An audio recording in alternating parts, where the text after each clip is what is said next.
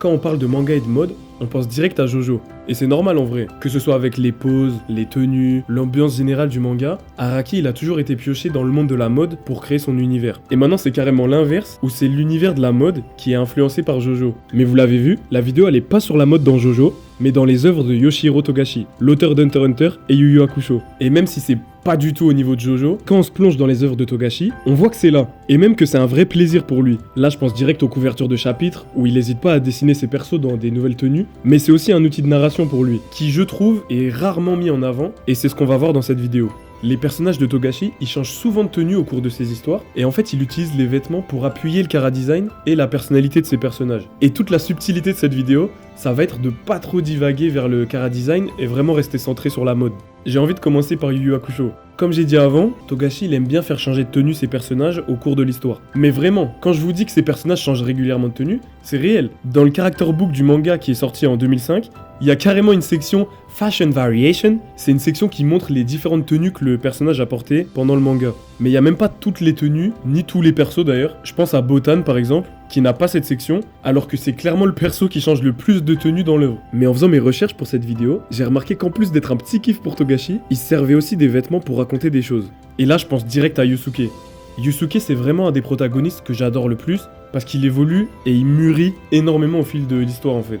Et ce gain de maturité, en fait, il est en partie visible à travers ses vêtements. Yusuke, au début de l'histoire, c'est un sgeg. C'est vraiment un débile mental. Il se bagarre, il fait des conneries, il va pas en cours, et sa tenue, elle va pile dans ce sens. Il a la tenue de collégien 3 fois trop grande, typique des furieux de l'époque, et il va garder cette tenue pendant tout le premier arc, mais c'est vraiment à partir du prochain arc que le changement commence. Cet arc, c'est le Dark Tournament. Et à partir de là, on découvre un Yusuke en fait, qui est beaucoup plus éveillé à ses responsabilités en tant que détective spirituel. Et comme pour marquer une rupture avec le Yusuke qu'on a toujours connu, il va complètement abandonner sa tenue de voyou pendant tout l'arc. Et là on peut peut-être se dire que Togashi il essaie de nous raconter quelque chose avec les tenues de Yusuke. Surtout que ça va continuer dans l'arc suivant. Cet arc c'est l'arc Sensui, ou Chapter Black. Et en fait c'est un arc où Yusuke il est vraiment bousculé dans tous les sens. Pour la première fois il doit affronter des humains et les tuer. Leur chef c'est un ancien détective spirituel comme lui, et il découvre qu'il est en partie démon. Et encore une fois du coup, pour appuyer ça, Togashi il montre Yusuke dans des tenues qui sont vraiment beaucoup plus simples, plus pures,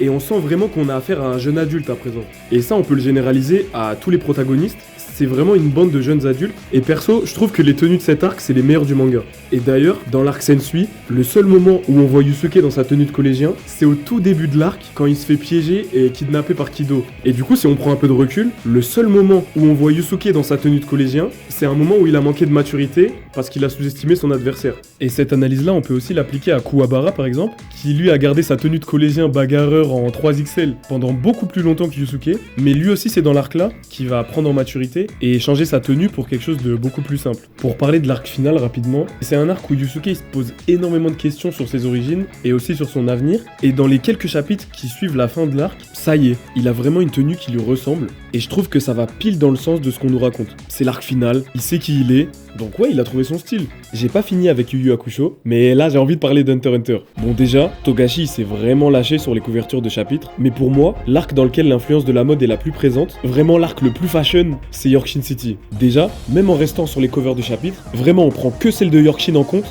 c'est abusé. Et je trouve que c'est là qu'on voyait que sa santé elle tenait encore le coup. Même s'il avait déjà des problèmes, le fait qu'il prenne du temps pour ça, on voit que sa santé elle s'est dégradée, parce qu'il fait plus du tout ça aujourd'hui. Mais avant de continuer, il faut que je vous parle d'un magazine, Mr. High Fashion. C'est un magazine de mode japonais qui a connu son prime dans les années 90. Et c'est quoi le rapport? En fait, Mr. High Fashion, il est connu pour avoir une approche très pointue de la mode homme, et Togashi s'en est inspiré à plusieurs reprises. Par exemple, on a la cover légendaire du tome 11 avec Kuroro. D'ailleurs, c'est une de mes covers préférées, mais on a aussi Charnalk qui tape la pose pour la cover du chapitre 102. Togashi il s'est inspiré plusieurs fois de ce magazine pendant l'arc Yorkshin, et dans toutes ses œuvres, c'est une des références les plus directes à la mode qu'on peut trouver. Par contre, la principale différence de Hunter x Hunter, c'est que les tenues elles vont être entre guillemets moins réalistes, et elles vont plus se rapprocher d'éléments de chara-design. C'est-à-dire qu'on va pas être sur des réelles tenues comme on a vu avant avec Yu Yu Hakusho.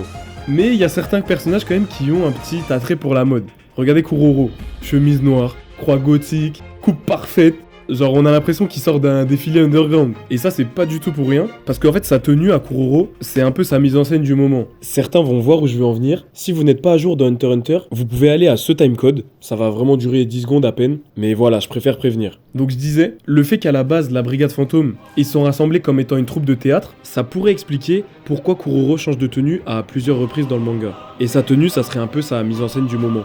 Et le reste de la brigade, c'est pareil. Chaque membre a un look vraiment bien à lui. Là, je pense à Machi, à Shizuku, Uvo. Et leurs outfits, ils racontent déjà en partie leur personnalité. Mais surtout, le fait qu'ils aient tous un style qui leur est propre et qu'on les voit assez souvent dans des tenues différentes, ça leur ajoute énormément en crédibilité. Et les vêtements, c'est un peu une manière de développer ces personnages sans passer forcément par la narration. Et c'est un des nombreux aspects qui fait que la brigade est si iconique. Pour ce qui est des protagonistes, en vrai, c'est clairement moins poussé que dans Yu Yu Hakusho, mais il y a quand même des trucs intéressants. Déjà, Kurapika, qui a un changement de style drastique, il passe de la tenue traditionnelle de son clan au costard dans le dernier arc. Et même si c'est expliqué par l'histoire, il est devenu garde du corps pour un des princes de Kakin, et bah ça raconte quand même quelque chose. Parce que dans les arcs précédents, Kurapika c'est un personnage qui est très impulsif. Même s'il est excellent en stratégie et qu'il est capable d'élaborer des plans, il a quand même le défaut de s'emporter. Alors que dans l'arc actuel, il peut pas se le permettre. Vraiment chaque choix est crucial, et il peut pas se permettre de perdre son sang-froid. Du coup son costard c'est un peu une espèce d'armure qui l'empêche d'exploser. Et je trouve que cette tenue, elle a un peu participé à faire passer le personnage dans une autre dimension. Perso c'est à partir de cet arc où j'ai vraiment commencé à adorer le personnage de Kurapika, alors qu'avant il était cool mais sans plus. Et carrément maintenant, quand je pense à Kurapika, je l'imagine directement en costard et plus du tout en habit traditionnel. Pour ce qui est de Gon, Killua et Léolio, vous le voyez depuis le début de la vidéo, mais Togashi s'est régalé avec eux sur les couvertures de chapitres. Mais par contre dans l'histoire, ils vont pas vraiment changer de tenue. À part Killua qui sort un petit pantalon fancy à un moment, mais globalement comme je l'ai dit, on est très loin du niveau de Yu Yu Hakusho, qui a carrément été précurseur dans ça à son époque. C'était vraiment pas commun d'avoir un aspect mode autant développé dans un shonen à l'époque. Et avec Jojo, ils ont pu ouvrir la porte à d'autres mangas dans les années qui ont suivi.